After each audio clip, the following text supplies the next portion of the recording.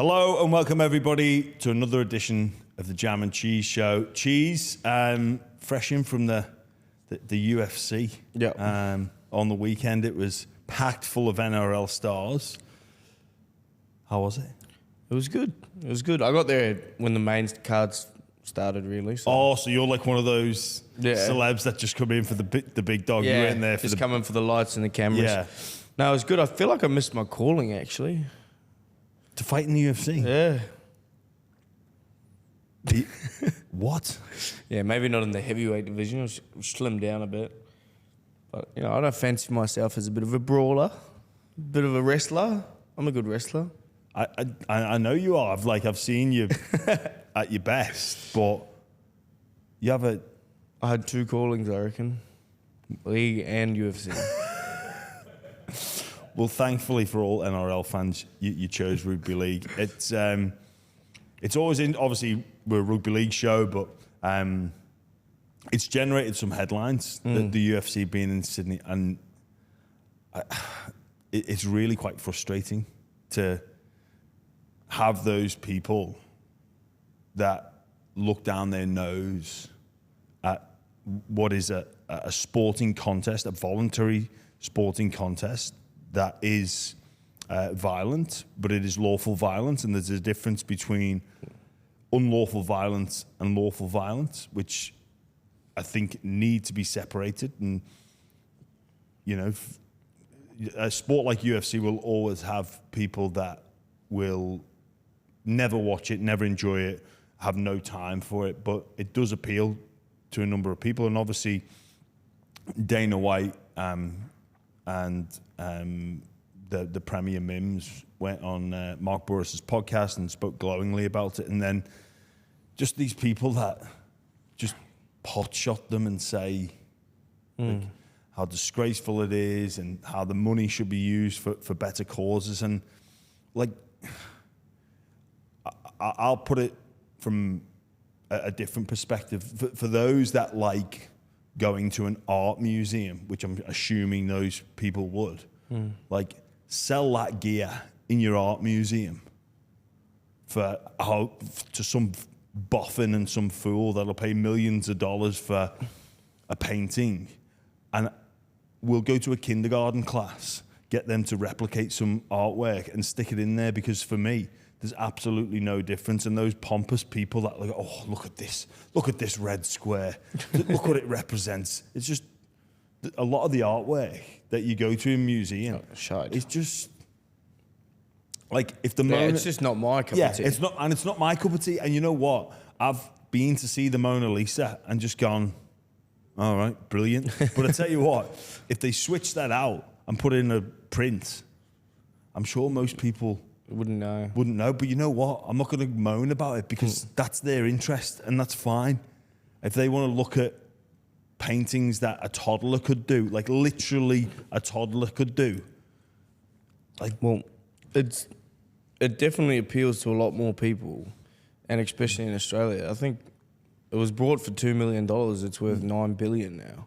Like, if that's not a fast-growing sport that most people love, I'd love to see more fights in Australia. I heard that because a lot of big fighters didn't want to come to Australia because the tax, so they'd get taxed so much. But I heard that they get paid like a salary, which is like $100K to come over and fight here.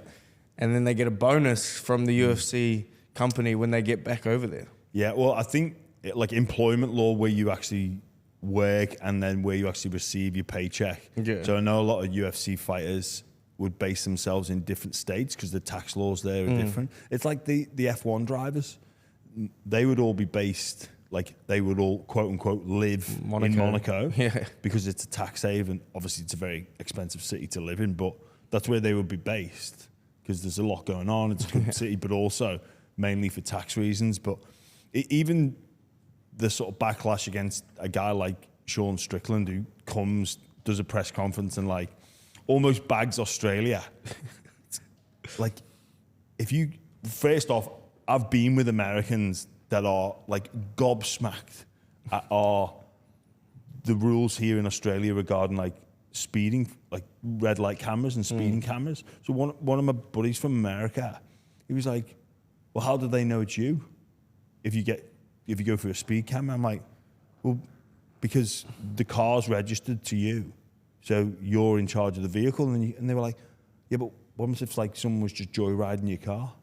I was like, well, you report your car stolen. He's like, nah, no way. In the States, they challenge that. In California, you never get, and that's a different culture. So when Sean Strickland comes and sort of bags Australia for like being communist, it's just, one, he's trying to create headlines, and he riles people up. He sort of plays the villain, but also it is a different culture where they can't get their head around, for example, Australia's gun laws. Like, but because in the States, it's such a big deal to them, rightly or wrongly. It's just a culture issue, and for everybody that wants to be inclusive, well, you got to be inclusive of those ideas. Yeah, Sean Strickland is a funny man. Not a saying I agree with him whatsoever, but Jesus Christ, he has some outlandish shit coming out of his mouth. Doesn't he? He's 10 times worse than me. But also like he's also he'd fucking bash me. Yeah, well, mate, your second calling. Maybe you can fight Strickland for every Aussie and Kiwi. Well, if I was trained up, maybe. But again, he's a provocateur. He's there to wind people up and say, that sounded French. Say these things that get people riled up. But other than that, geez, how's the rehab going? No, it's going good. I mean, it's one of those things, bro. It can be flying one day, and then the next day it's, I'm down in the dumps. I can't really run, can't really walk, but take the good days with the bad days. Trying to do like a big day and then sort of rest day, big day, sort of rest day. Do you do any swimming? Nah, not really. No. We don't have a pool, so. There's a beach. I do swimming on the weekends. I thought you meant like training swimming. No, but I did mean training swimming, but... Yeah, I'm not going down to Bondi icebergs and going for a couple of laps. Why? No. If Roosters trainers are listening, which undoubtedly they are... No, I'd rather go in and do like running on the Alta G. Yeah, geez, I'm glad to hear things are going well, but we've got to get into the main news of the day, mate. Your former teammate and good friend, Christian Welch, has announced his retirement. Obviously, a tremendous player, a premiership winner. He's overcome plenty of adversity with previous injuries, 2 or 3 ACLs, an Achilles injury. Absolute top quality footballer, person. The player, the decision, it must have been so hard for him to announce his retirement and face the reality that is this next chapter. Yeah, it's obviously a really tough decision for him and for everyone involved in his family and his rugby league career, because it's such a big decision to make. It's to give away your one true love and try go through that transition phase to what's on the other side of football. I dare say is a very tough choice. Well, people, like with medical retirement, people go, well, you get your money, so what difference does it make? What do you lose? Well, this is it. And to add to the complexity of the decision, Christian Welch is at a team that is in a premiership window where he would look at it and go, you know what, if I can just hold on for these next 2 years, I can delay what's round the corner in terms of, or I can push that retirement and that next phase and that next chapter of my life, and also possibly, or very highly likely, win a premiership. Like if Melbourne Storm to win one, either 2025 or 26, they'd be very likely. They'd be, you would not be surprised, and he would be thinking that is I can go out as a winner. And that is something that I think people need to, he would be considering, and not telling him what to do, is not just go out a winner, but also get the recognition for what he's achieved in the game. It was the same when Dale Finucane was retiring. He didn't get that final goodbye. Same with Josh Jackson. So it's an interesting one for Welshie to go through, because there's so many things that will be playing on his mind. And look, people, you know what? You might look back in 10 years, 20 years, 30 years and go, oh, it's a stupid decision to carry on. But that's the mindset of the athlete. But and it's tough for him. He's had a lot of long-term injuries. He's had an ACL. I think he's got 2 ACLs and an Achilles. So. What's an Achilles? Is that like an Achilles? An Achilles? Achilles. Is it an Achilles? What do you call it? Achilles. Achilles. Achilles. It's ACH, isn't it? What? How do you say it? Achilles. Achilles. It's not ARC. It's not Achilles. It's Achilles. Achilles. Yeah. I don't know that. You learn something. Achilles. There's no R in Achilles. Dance. Arc. Achilles. Dylan Brown. He's not got an I Achilles. genuinely thought it was ARCH. Charlie, is it ARC? Oh, I'm like, yes. I love it when I back myself. Yeah, well, you're English. You bloody made the language. Well, yeah. You should know how to spell.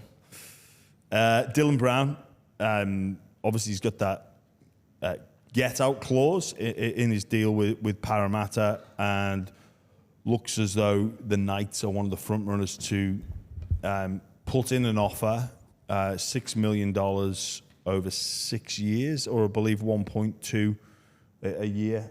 Is that right, Charlie? Well, $1 million a year, which is sort of in and around where he'd be at Parramatta. I guess on the surface of it, moving to Newcastle to partner with Kalen Ponga. What do you think about this potential move, Cheese?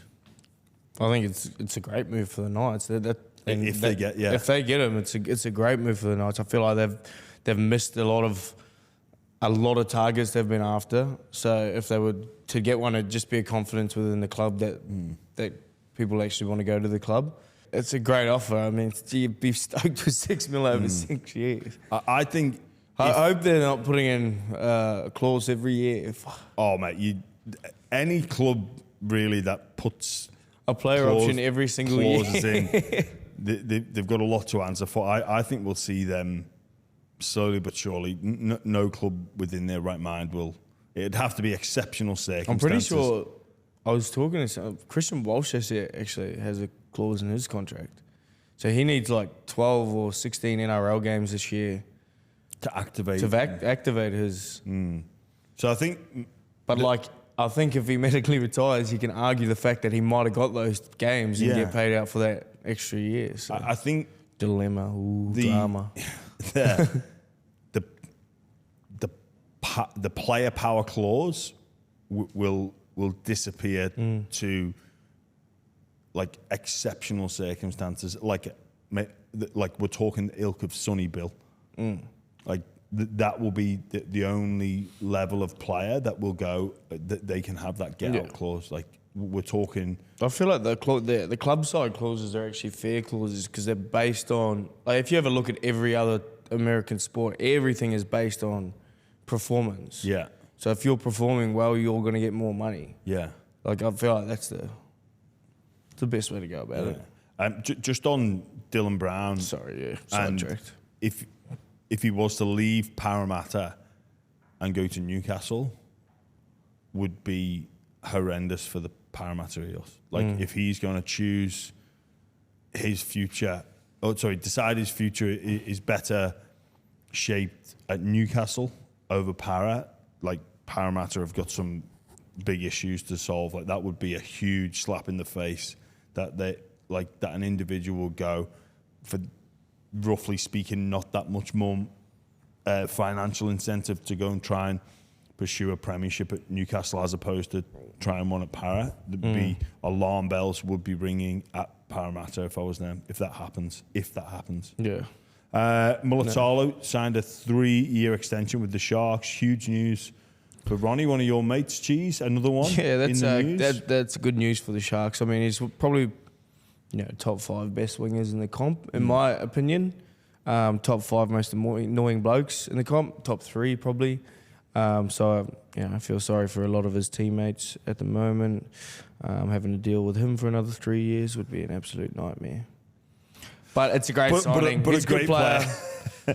Annoying. I wish he great signed player. in Super League, to be honest, because he's not only a shit player to play with, he's annoying as to play against. So it's a big deal for the Sharks, this one, because he was one of their top line stars coming off, and I think there was some clubs willing to pay a lot more to secure his services. But I think it's a huge show of faith in where the Sharks are at, and a tip to the cap to Ronaldo that he probably, educated guess is he could have got more money elsewhere, but he's decided to stay, not just with the club, but with those players and people in and around the football club. So congratulations to not just Ronaldo, but the Sharks as well. That's a massive coup. Speaking of all things rugby league, cheese, and people like Ronaldo, who can be Ronaldo Mulitalo, that can be in amongst it and causing a bit of controversy. New rules have come in, or new interpretations have come in. Play the ball, which comes in every 3 years. And my prediction on that is we'll see some penalties given that will frustrate all stakeholders in the game, and we will talk about that word consistency and fairness. They're saying they have the bunker is checking play the balls now. Yeah, it's going. And because there were so many blown, and they said they missed a few. Yeah, well, and this is always interesting. It's like if you spot one and you penalise it, but you miss one and you don't, is that a good or a bad thing? Well, people would say we need that word consistency. And it's like, well, is it better to catch a couple and try and... Also, fundamentally, the way to stop this is, if you're a player, put your foot on the ball. Like, there is a solution here. And it comes down to the players. And I've been part of that group, and you're like, well, we want consistency, but tell you what, let's just look after our own backyard. Just as a hooker, I hate when people touch the ball with their foot. Oh, really? I hate it. Because you're assuming where the ball's going to go. So when you're looking up to pass, you're assuming the ball's going to get there because you know it's consistently coming towards you. But if someone touches it with their foot, you have to look back and then like reach to grab it and then pass it. I'd love to be in a video session with you and you're like, well, why did you spill the ball? Like, why did you knock on there? Jeez, like, well, Jimmy touched the ball with his foot. Like, what? My prediction, what happened, there'll be some penalties. Origin will come along. They won't obviously blow any penalties in Origin for incorrect play what the ball. A product we have here. And then people will say, I tell you what, that's how the game should be refereed. And we go, oh yeah, let's move on. But interestingly, and this is quite, I guess, a bit of a different take with the no diving, no simulation, players gaming the system, like falling over. The referees are going to not stand for that. This is going to cause some problems, but I'm going to say the players have brought it on themselves, the coaches have brought it on themselves.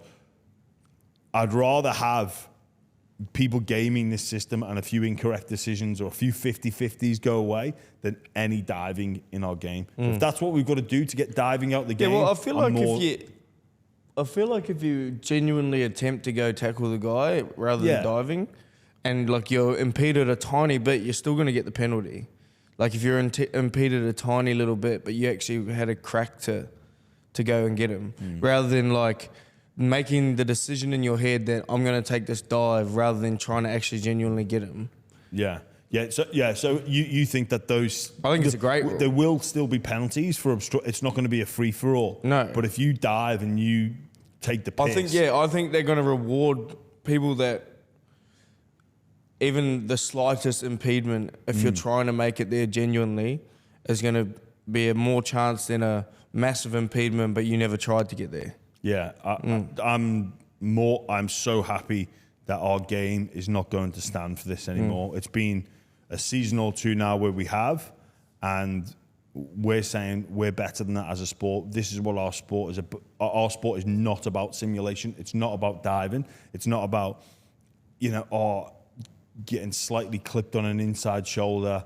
I couldn't get there, say, putting your hands up, falling over. Like, I've seen players fall over,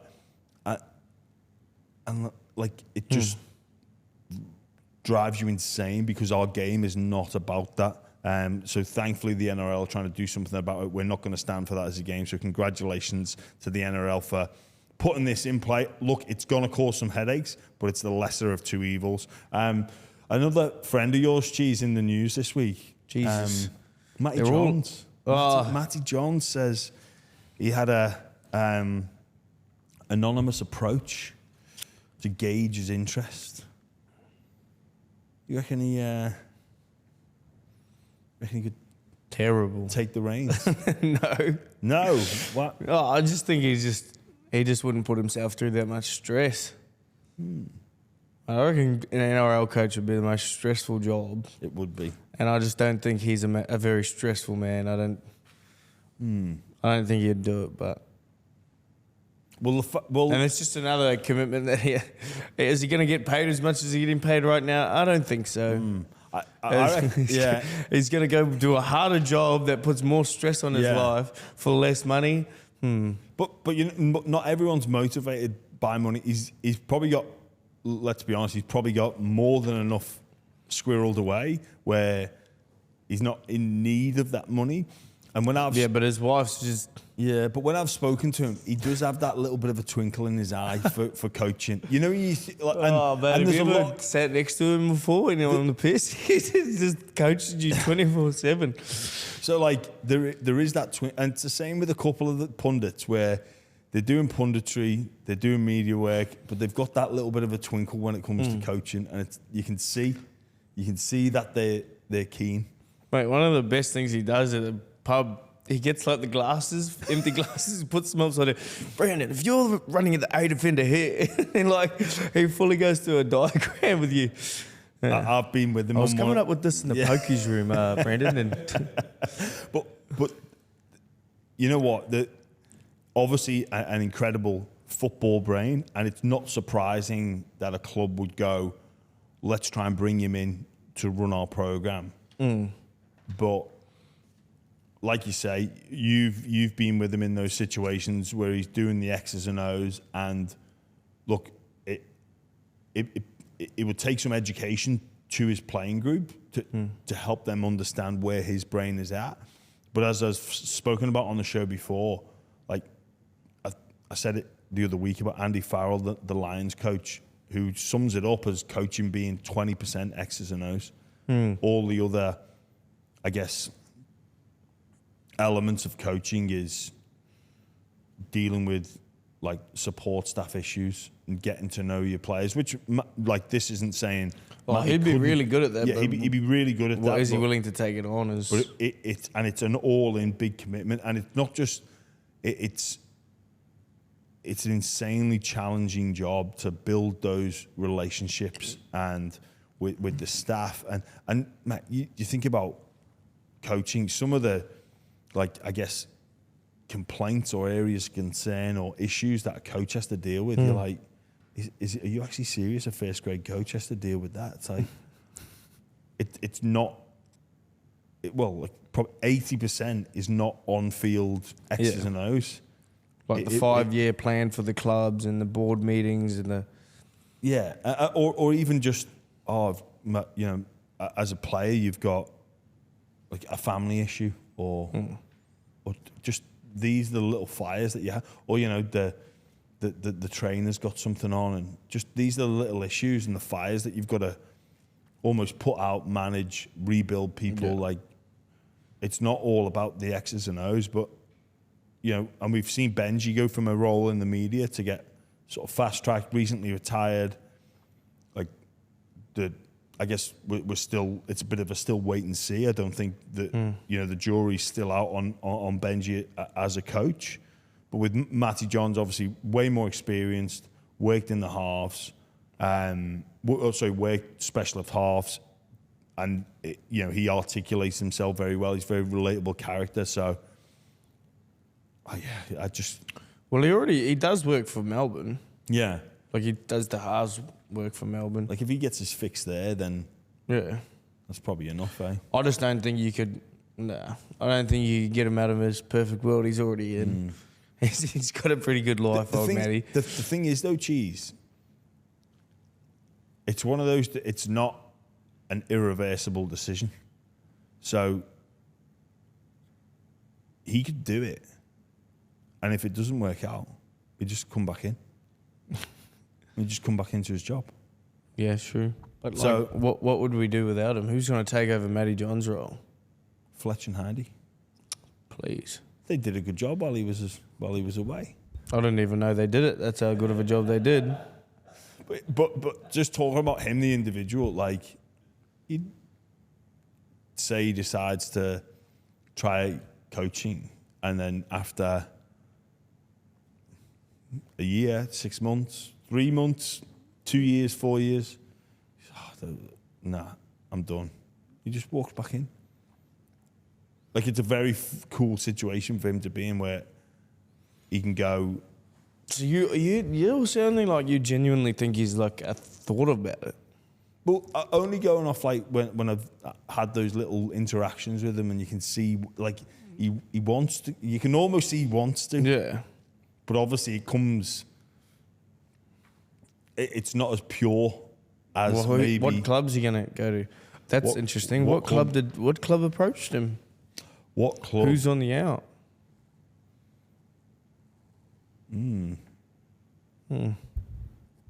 Maybe an old club of his, perhaps.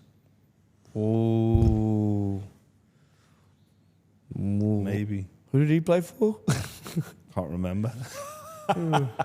Anyway, I guess it's one of those. We'll wait and see. But also, like, the fact that he's vocalizing it and he's talking to people like Buzz, and it's like, Well, he's planting the seed himself. yeah. You pour a bit of fertilizer on there and watch it grow. We do have some football back, Cheese. The All-Stars game, 2 Preston Campbell medal winners right here. Yeah, an English Preston Campbell medal winner. Jeez, I felt like such a imposter and so bad. An imposter. Imposter. Like, I didn't think I played that well in that game. GI palm me in the put me on my arse, and then I win. And also, an Englishman winning the Preston Campbell Indigenous All-Stars medal. I was like, oh. Did you win? Yes, we did. Yeah. Fun weekend. Learned a lot about Indigenous culture. Learned a lot about other players from other teams. Had a great time whilst doing it as well, which was always fun. We got Ethan Strange partnering with Jamal Fogarty, probably a bit of a window into the future of Canberra. Other news in the trials: Isaiah Iongi, chance to impress at fullback for the Eels.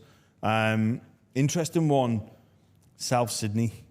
So they've named Lewis Dodd to start with Jamie Humphreys, but what appears to be South Sydney's second string. So with obviously Jaden Sullivan, he's in with the All-Stars camp. I don't know if this is a sign that Dodd will be with is not going to be in the first 17 or he is, because he just needs some game time. But it's a sign whether he's in or out. Well, yeah, I can't figure it out because he's with. He's the Pommy, isn't he? Yes, he is. Mamazules is playing, so maybe they're looking at combos there. No Josh Schuster, which I thought he needs as much game time as possible, but yeah, I don't know if this is a good or a bad thing for Lewis Dodd. It's hard to get a gauge on anything really related to Wayne Bennett, because he's just a... Yeah, is he just saying, look, mate, you got to get as much experience as possible in NRL, but even at first trial level. But yeah, and obviously with Sullivan being away, it would have been get more of a gauge in. When's the Vegas game? Was that 2 weeks away? Yeah. No. 3. Yeah, so the season's stopped, mate. The season's... Mate, that is ridiculous. You don't need to worry, though. You're back, round 15?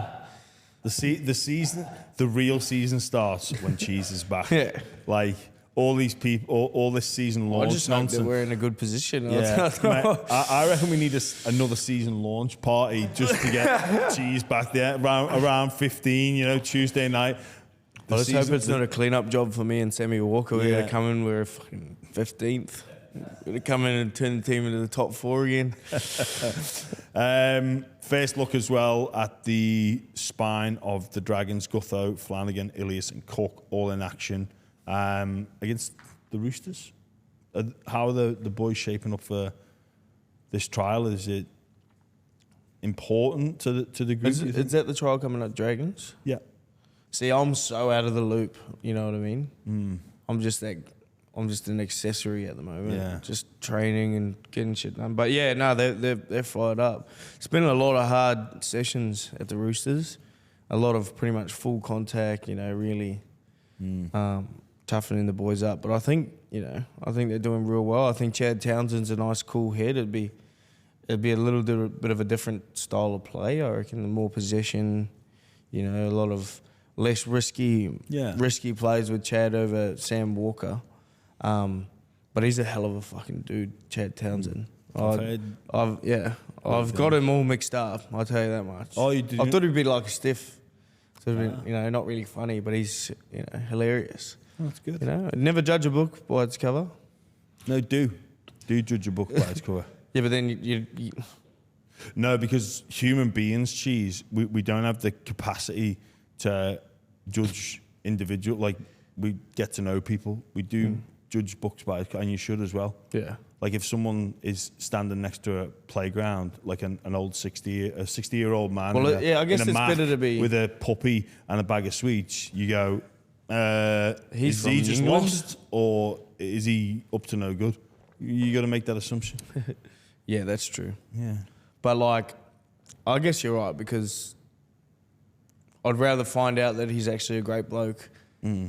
But yeah, we all judge people. Like, if someone's walking down the street with a face tattoo, you go, "Jeez, mean bastard." And you know what? They might be a book nerd, but generally speaking, you sort of do. You go, "Jesus Christ." It's just how we operate. We don't have the time to get to know everyone. So do judge a book by its cover. We got some questions, Cheese. Dylan Southam, what hobbies do you do outside of footy? UFC. Fair play. Me, Alex Volkanovski. Cameron Slade, who will be the best signing from 2025? I'll just go Jerome Luai, so you can choose a different one. Based off our conversation, Terrell May. Really? Yeah. So they got two of the best signings in 2025. Just an educated guess. Just a guess. If the Tigers go well, I reckon May will have more impact than Luai. I think you've absolutely lost the plot with that statement, but anyways. Mate, you know what There's no way a front rower has more impact than a halfback. Mate, he'll be bringing the group to get... Mate, Terrell May will have more of an impact than Jerome Luai. It's like look, let's agree to disagree. Mate, just my opinion. Yeah, that's what I mean. I'm not saying you're wrong. I'm saying you're off your head. There's a difference. Got some really good sort of non-football related questions. NJ Walker, would you rather spend 5 years in jail or a decade in a coma? Oh, actually, you know what? This one's a hard one for me, I reckon. No, 5 years in jail all day. No, see, this is why it's hard for me. It's because you actually have to experience that 5 years in jail. Whereas if you're 10 years in comas, you just wake up. It's not like you've wasted 10. It is, you have wasted 10 years, but it's not like you've felt 10 years gone. Yeah. It's just, oh shit, a bit older. I won't be there. I'm not in for that. I'd rather wake up old Missed out on 10 years. Can you so we're in 20? Can you imagine 2015? Something happens, you go into a coma and you wake up now, and how much has changed? To be fair, not much has changed. Like, not a lot. Not much has changed. For me, not much has changed. In that, like, it's not Are like... you mad? It's Like, not waking up and seeing flying cars and stuff. It's still... mate, you know what, right? If I was in a coma in 2015, right, and I woke up in 2025, and you showed me that video that you sent the other week of me and Sam Burgess, I'd be going, that didn't happen after the grand final. For those of you, obviously, that don't know, Cheese has made a video of me and Sam Burgess kissing after the grand final using artificial intelligence. Imagine how freaked out I would have been if come round and you're showing me that video. First off, I'd be going, why is Brandon Smith in my hospital room? More importantly, that didn't happen. Yeah, true. But, like, as far as technology goes, we haven't gone crazy, have we? We've come on, like, AI wasn't even a thing in 2015. We've come on, Yeah, it's getting bad now. But 10 years, like, just think about how, like, all the people that you know. I would be scarred for more than 10 years if something bad happened to me in jail. All those people that you know now will be 10 years older, and you miss so much of their life. Where at least in jail, you'd be like, oh. If you're, mate, okay, when you wake up from a coma, everyone's ecstatic to see you. You come home from jail, it's... How was it? That dickhead. Don't want to talk about it. How was it? It's good.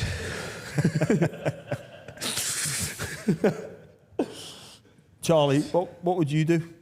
I would definitely do the coma. Yeah, But really? also, I'm nowhere near as, like, you boys would be sweet in jail. You'd be able to look after yourselves. you're I'll be vulnerable. You're a I'll have sweet boy, Charlie. Bit of a pretty boy. Yeah, I'll be vulnerable in there. You're sweet. No one's going to want to do anything with you, Jimmy. You're fine. You just crack on. Cheese can defend himself. He can wrestle. Sweet Charlie. Yeah, I'm taking jail all day over a coma. Yeah, no way. What?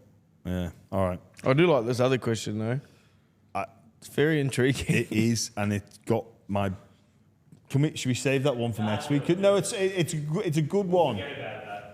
Will we forget about it? Yeah, it's not going to take too long to answer it. No, but I think it's better. It's good debate. All right, anyway, we'll do it. SWT Gallagher. Sweet Gallagher. Sweet Gallagher. Do you spend most of your time in the shower facing the shower head or facing away from it? And that is a great question. I reckon I face away more. Oh,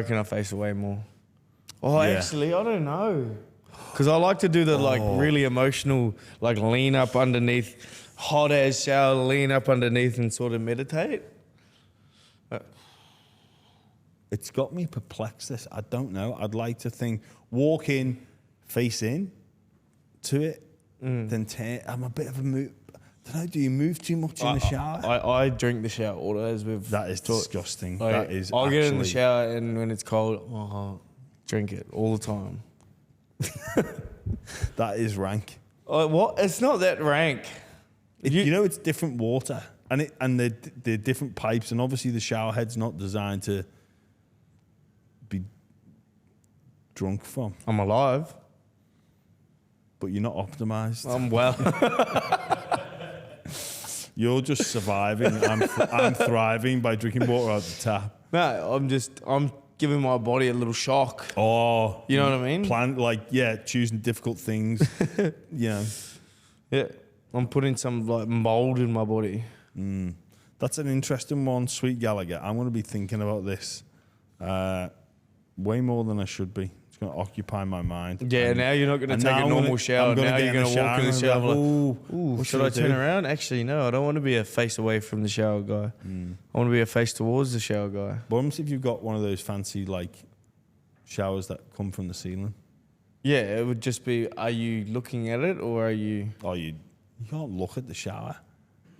Get water in your eyes. Rain on me. All right, cheese. As always, it's been. Yeah, it ends up a bit weird, doesn't it? It does. It's been an interesting chat, though, Brandon. And we will see you all next week. Thanks for listening, everyone. Thanks for having us.